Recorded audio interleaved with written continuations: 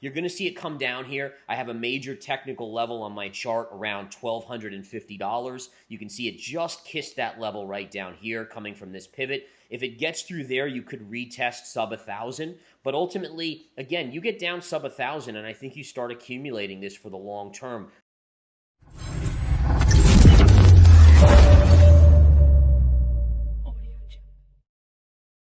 No, not a concern for me at all, and mainly because there's too many jobs that have been layered on the crypto side of things with the blockchain and everything else, and there's too many big investors even involved in Bitcoin already where I just do not see that happening. So I think, if anything, it's kind of a scare tactic. They're trying to push people to think, oh my goodness, this could happen, and then when they do introduce some stringent regulations, it won't seem so bad.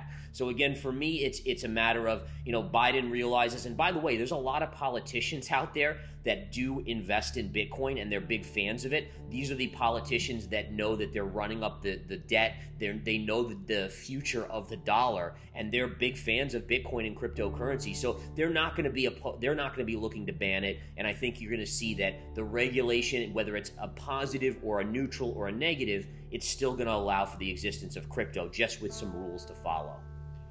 Yeah, so I think the key is to understand that for me at least, I think that a digital dollar doesn't really solve the problem of what Bitcoin's solving, and that you have this stated 21 million run. That's the essence of it, so it can't be printed like the digital dollar. In fact, you could argue that the digital dollar can be printed even easier. And I understand what you're saying where, will the government say, oh, we don't want any competition? But I think you have to look at it and say, if I was a politician, I would be looking at Bitcoin and saying, you know what, it's more of a gold. Why? So they're not going to ban gold then, but they're going to ban Bitcoin. But to me, it's a digitalized gold, so I don't see that being a conflict. And I think the key is Ethereum and some of these other altcoins, you're going to start to see regulation that lays a firm framework where they're going to be classified as securities. We know Gary Gensler has said that, and therefore they're going to have reporting rules. There's going to be strict rules to report, but I think they're going to be treated much more like equities than kind of currencies. And so I think you have Bitcoin as the digital gold, and then you have a lot of these other cryptocurrencies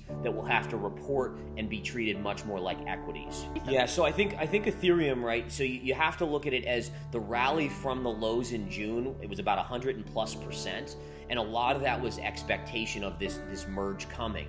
And really what we see, and we see this with so many stocks as well, is that people buy into these stocks on anticipation of great earnings, and then they report great earnings, and then people are like, okay, well, what's my next reason to own this? I'm up X amount of dollars. Let's sell it. Let's take profits.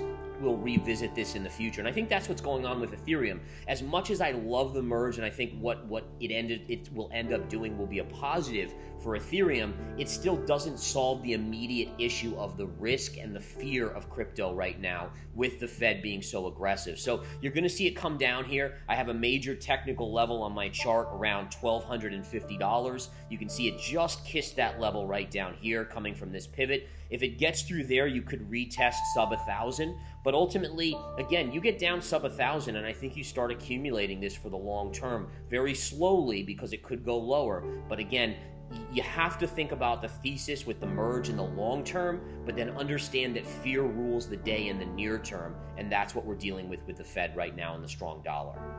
Where does Solana go from here?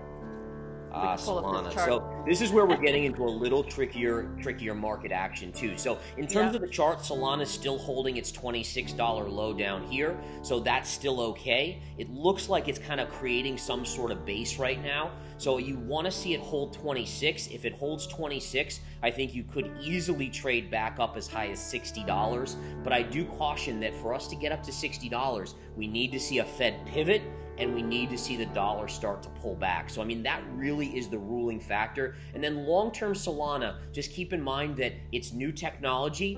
You have to always be a little careful that something newer and better doesn't supplant it. And I think that's just the one concern. So for me, just to be clear, when I'm looking at what I'm holding long-term in terms of crypto, I'm mainly focusing on Bitcoin with a little bit of Ethereum, but I'm still not willing to commit long-term holds to Solana, Avalanche, and some of these others. So Avalanche, much like Solana, still holding this low here. Yeah. And again, I think the key is this 1350 level. You can see it's still above this, kind of went up, it's coming down. We want to see a double bottom hold right here. So again, I would be a buyer in this range all the way down to about $13.50 to $14. And then if it broke below that level, that's where I would start to be concerned it would head to $10 or so. But again, same thing, your upside, you have great upside potential back to like $30. I mean, it's almost 100% move off that level. But again, the key, that Federal Reserve pivot and the dollar. All right, Cardano here.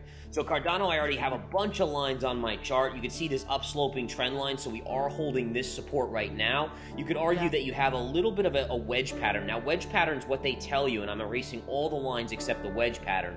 Wedge patterns are basically triangles, and price usually stays inside of this until it breaks one way or the other. Whichever way it breaks, that's going to be a big move. That's expected on a technical basis to be a big move. So if it starts to break down, I think at least you test the lows of around 38 cents. If it can break above 50 cents here, then you have upside to maybe 65 to 70 cents there. So again, very interesting to note here. Nice little wedge pattern, but as a trader, you would be on a holding pattern. You would just kind of stay put until you get a break one way or the other.